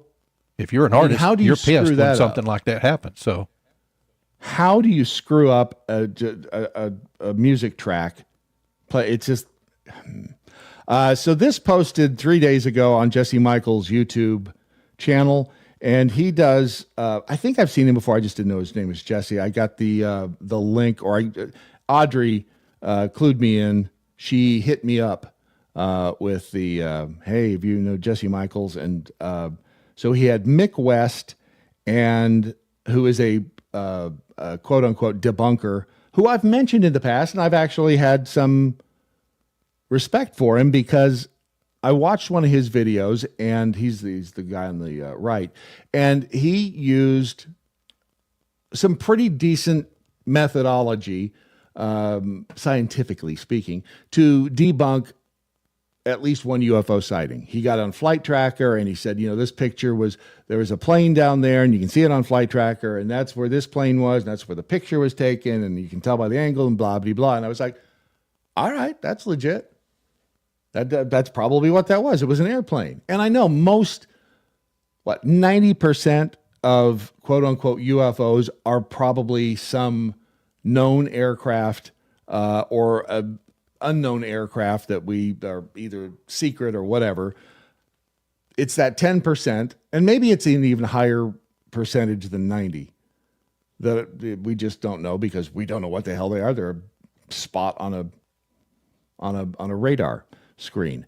But in this debate on Jesse Michaels' channel, it was Mick West, and the other dude is a national security analyst, Merrick von Rennenkamp. I know his face, I just didn't recognize his name.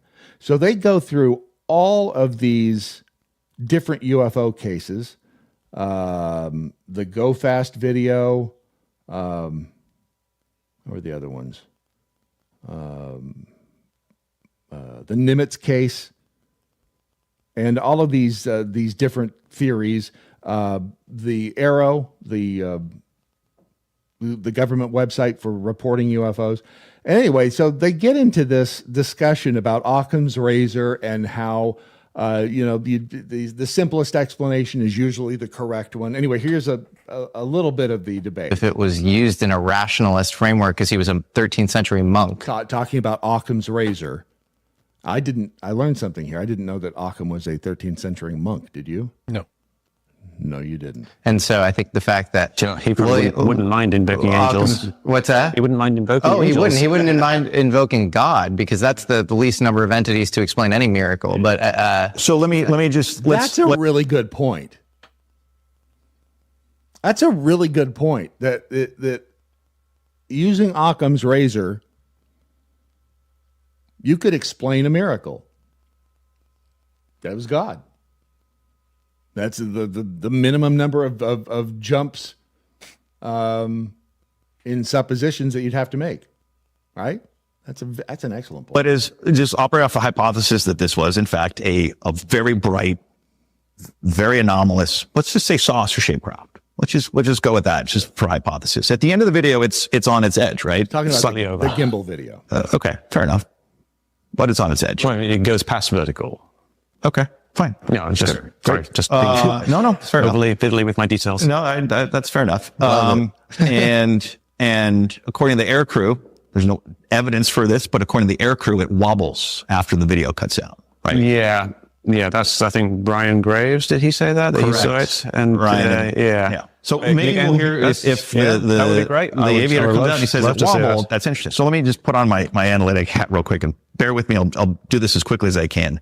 You mentioned the theodolite, the tracking. So in the 1940s, I'm going to list several cases here, and they get very interesting. April 1947. This is months before. Again, I forgot his name. Merrick. He brought along evidence. He brought along cases. They brought along case analysis, videos, etc. And all Mick West did was, I don't think so. He didn't have any. And I watched all 4 hours, because again, if you watch the video of my average day here now, I feel like I'm driving to St. Louis at least twice a day. It gives me a lot of time in the truck. But I watched all 4 hours of this, and Mick West does nothing but just say, "Nah, it's probably it's a balloon. We have no evidence. I don't believe that they saw what they say they saw."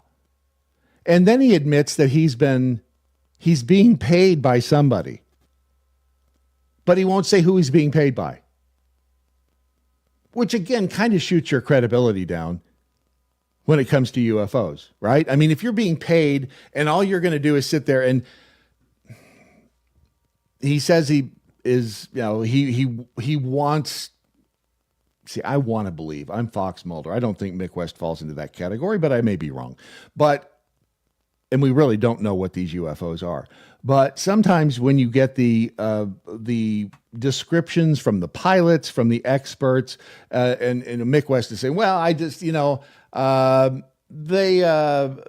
were tilting. Their plane, the observer's plane, was also tilting. So it wasn't the aircraft or whatever they saw on their radar that was tilting. It was the plane tilting, and so that's why you got this axis of the angle, blah blah blah, on the radar image."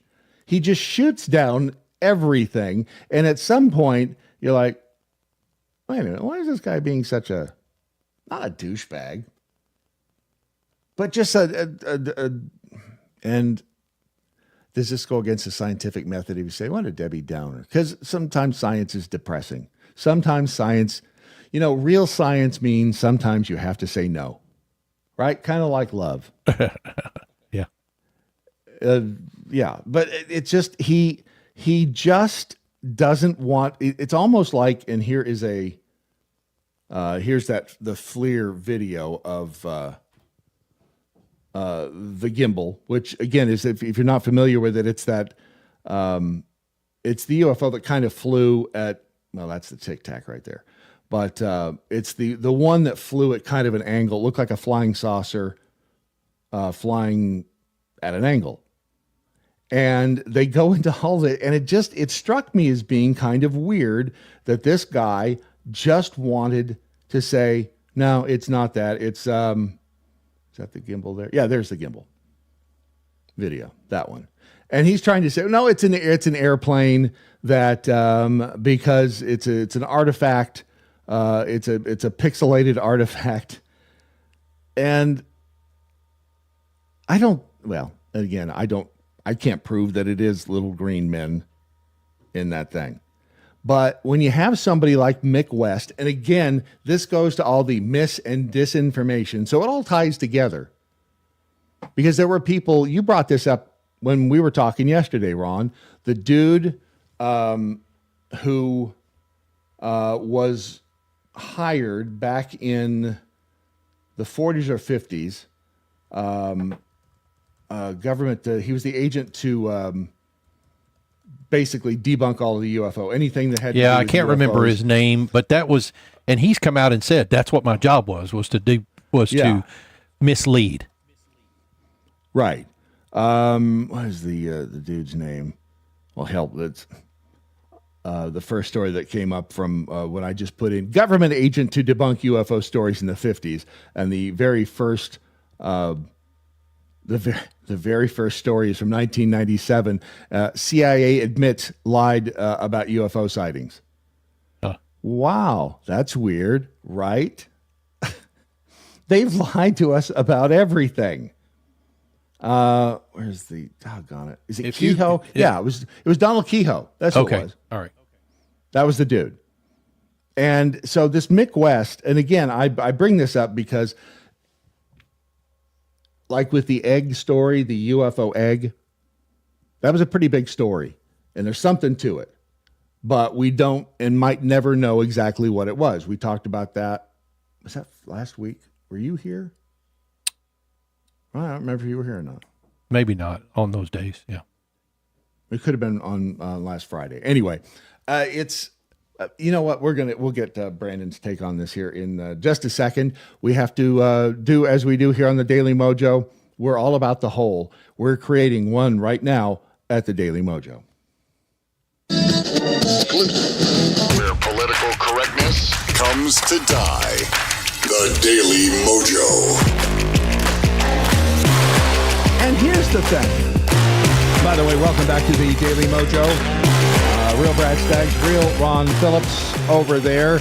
Going to be joined by Brandon Morse from Red State, and also the Brandon Morse. Or maybe we're not gonna do that yet. I just looked up and saw that. Thank you. You're welcome. Thank you. No. Thank you. See, Rumble chat room. I'm good. No, that is. Who had the gallbladder removed? Lady Wrangler? Yeah, I think so. You have to have your I'm good. Daughter is more diabetic. Oh, no, your daughter may have to have her gallbladder removed. Sorry to hear that. Brother started radiation on his brain yesterday. Good Lord. Man.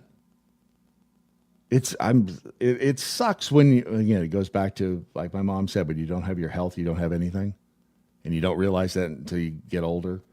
And then you look at people around you, and Beth Enoch's mom goes in for radiation treatment starting next week, and then like 6 weeks of chemo. They put a little port in you, like it's a port. It's like on a computer. It's for drainage, right? Drainage. Yeah, no. It's for when you do chemo.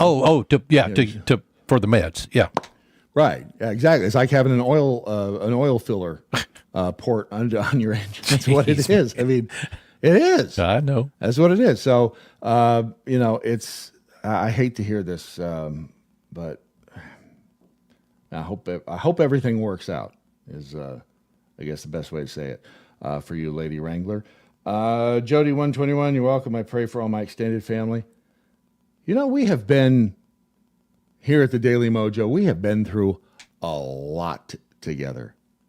When you stop and think about it, we're a tight knit. We're dysfunctional as hell, but we're tight. We are tight. So always lean on your Mojo family, and the best way to do that again is make sure that you have the app installed on your phone, because then you can message each other when you're not in the chat room. Jody says, Bard, 17 biolabs. Isn't that what Russia started bombing first? Right. Going back to the discussion early in the program. But the UFO situation, and we are fond of that here. Brandon's here, by the way, now. At the Daily Mojo. Oh, is he? Oh, good. Yeah. Well, let's bring him in, because I want to see if he has had any experience with that. The Brandon Morse joins us from some bunker somewhere in the middle of nowhere. Where are you, Brandon? You're at you're deep in the heart of Texas, and I say that only because I'm not currently. I'm somewhere in Texas.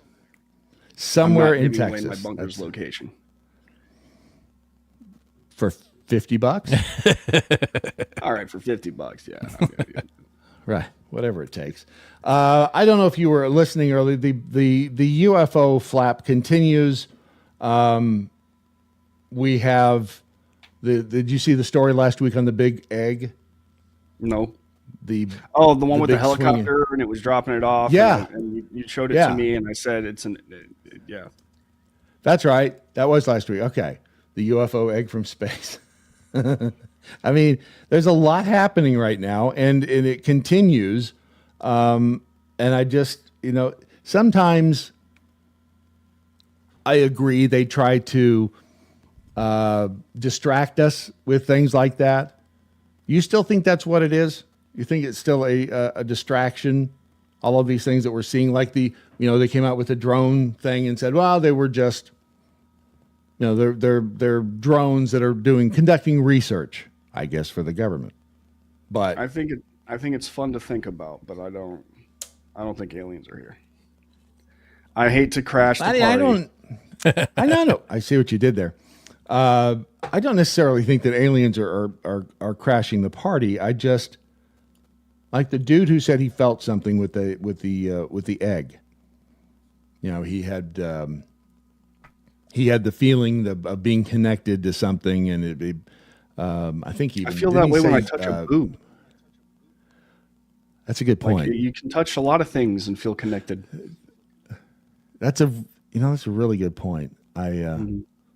Thank you for grounding me there. I do. You're welcome. I appreciate that. Bringing you back to reality with boobs. Boobs always they do that. Boobs will bring you back to reality. Yeah, they'll really kind of make you see what's really important. Right. But I'm going to say that having just did a little Google search, and again, the internet works in mysterious ways. When we see the first piece that came up in the Google search on obfuscation of UFOs, basically, is a piece from the New York Times in 1997. The CIA admits government lied about UFO sightings. Mm-hmm. I mean, that's got to tell you something, doesn't it? Mm-hmm. I mean, I don't think so. Think that I'll be honest with you. I mean, I'm not convinced. Let me tell you why I'm not convinced. All right. The universe is a very, very, very, very big place. You cannot fathom how big it is. We are a mote of dust. Right. A mote of dust. And in that entire endless universe of a myriad, uncountable motes of dust, aliens are somehow going to spot our mote of dust. What about radio signals and all that stuff? Do you know how far and how fast a radio signal would have to travel in order for it to be heard or seen? It's not likely, and not every single planet that has life is going to have intelligent life if it does have life. I I don't see that the odds that aliens have found us are good. I'm not saying they don't exist. Time and space is weird. You know, there could be an alien civilization out there that is millions of years old. You know, that has technology that I can't possibly fathom. But as it stands, even if they do have that tech, I don't see how they see us. Well, and if they are, tuning into our broadcasts and they're watching us from afar, and they see stories like I know you did a piece on Anthony Mackie, and the headline over at Hollywood Reporter, Anthony Mackie clarifies his viral Captain America comment, "I'm a proud American." You did a piece at redstate.com, why Captain America, and it's not Captain, it's Captain. It's Captain America. First off, hell of a why pivot. Captain America? Hell of a pivot. You're welcome. I wanted to. I'm looking at the clock, managing my time this morning better than some days. This is a big. Well, is it a big deal? What do you think Anthony Mackie and Captain America, or as Captain America, meant by his original comments? I'll be honest with you. Like, I think that he, after I learned that he was in Rome when he said this, I think he was obviously trying to appear to a more broad audience and saying, oh, well, Captain America is not just about America. It's about, this broad sense of a good man, and which is not something that you say. And I think that he immediately regretted it the moment he said it, just by the way he started stuttering and not knowing what to say next. Right. But I do think, though, and this is something I thought about, it's kind of funny that this was his first go-to reaction when trying to sell it to a foreign audience, was to downplay America, which is not wise at all. I really feel like you said, was he not necessarily trying to downplay America as he was to trying to make the point, albeit not very well, that it's not just about America, that the world could use Captain America's people who are honest, have integrity, etc., that it's important. Right. Which I understand is perfectly great and fine. And I don't disagree with that fact.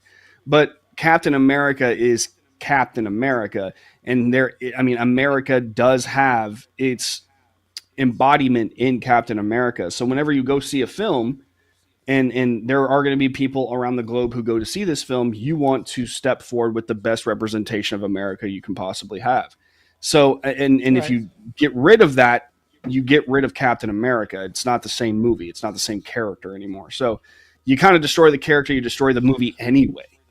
So it was kind of in my honest opinion, do I think Anthony Mackie is actually like an anti-American Hollywood person? Not really. I don't. I think he was just stupidly trying to sell a movie to foreign people. And he stumbled really badly and screwed his movie up anyway by trying to take Captain America out. It was kind of like, it reminded me of Liam Neeson a while back. You remember when the Narnia movies first released? The Lion, the Witch, and the Wardrobe came out? Yeah. Liam Neeson said that Aslan, for him, also represents Muhammad and Buddha. And it's like, no. C.S. Lewis made it very clear that this is an allegory for Christ.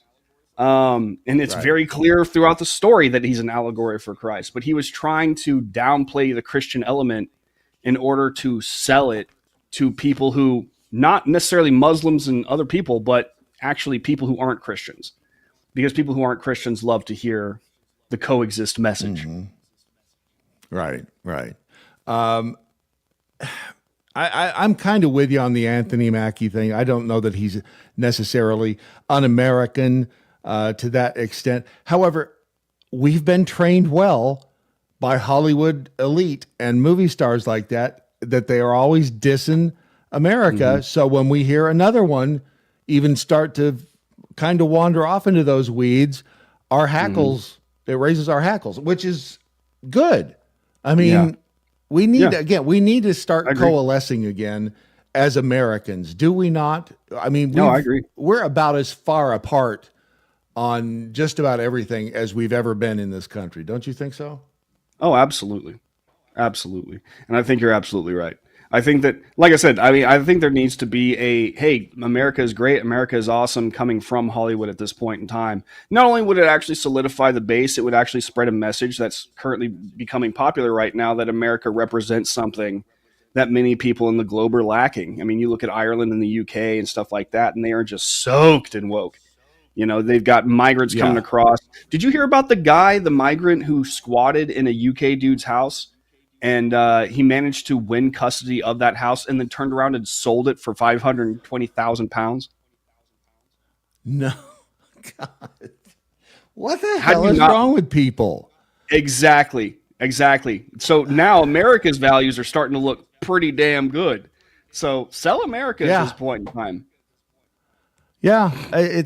And again, I'm as much as the next guy, I'm tired of these people, these woke Hollywood types dissing us and talking down. I don't get the feeling, but I may be wrong. I've not really investigated Anthony Mackie all that much, but he doesn't seem like a woke douchebag. No, he might be, but he doesn't seem that way.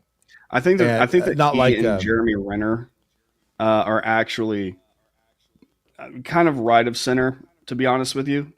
Or at least there are moments where I think Anthony Mackie might be. He's very pro troop, like very pro military and stuff like that. Right. So, right. I and then Jeremy Renner has just exhibited on multiple occasions that he might not be in complete accordance with the other Avengers politically. Right. And who was the dude that played Captain America before Anthony Mackie? That would be Chris Evans. He seems to me like a total massive douchebag. Yeah, massive leftist douchebag. And plays Steve Rogers really well, but in his personal life is a complete douchebag. Well, and you can read more about this over at Red State, and I'm assuming that on your YouTube channel, which is the Brandon Morse. You'll be talking about more things just like this. Am I right? I've got a video coming out today about Selena Gomez and the anti-immigration crowd, so keep an eye out for it. Ooh, nice. I can't wait. I actually defended Selena Gomez. I think she's got some PTSD going on. I think she's got some PTSD. I mean, she's a troubled youth. Yes, that's exactly it. So I'm cutting her a little bit of slack. Her and Demi Lovato. All right, the Brandon Morse on the X over at Red State and on the YouTube as well. A great American hero, the Brandon Morse. What do you mean it's last call? It really does fly when I'm out in the heartland of America. I mean, time just, it goes by like nobody's business. That was 2 hours of audio deliciousness known as the Daily Mojo for today, Thursday, the 30th day of January, the year of our Lord 2025. We're almost done. Almost done. 12th of the way through. Yep. It's going to be 2026 next week. See, find out if anybody learned a damn thing. Start over here at X Clock Tower Drunk. 1997 was the year Men in Black was released in movies. 1997, CIA admitted to lying about UFOs. Coincidence? I think not. Slightly venomous Kirk is if the simplest solution is usually correct, producer Ron was responsible for the Underwood snafu. Fact. That's a really good point. Fact. Venomous, you're right. You're absolutely right. In the Daily Mojo chat room, Audrey says, I prefer Anthony Mackie as Captain America. I think I might. Anybody over, what's his name? Chris Evans. Chris Evans. He's just a total douchery. 3B38 says, how come Selena Gomez never cried over Lake and Riley's murder? I can't argue with that. I mean, I understand what you're saying. It's possible she wasn't watching the news. I mean, I don't think these people are the most informed in the world. And over in the Rumble chat room, let's see. It's a dude from Google, Nathan Donald says. All right, I'll buy that. Ron, you've been incredible today. Wow, thank you. Really, you have. As for the rest of you, remember that we the people must stand together, otherwise we shall surely hang separately. Sic semper tyrannis, resist stupid, and good night, Doc Thompson. Wherever you are, see you tomorrow. Roger. Watch and listen at thedailymojo.com.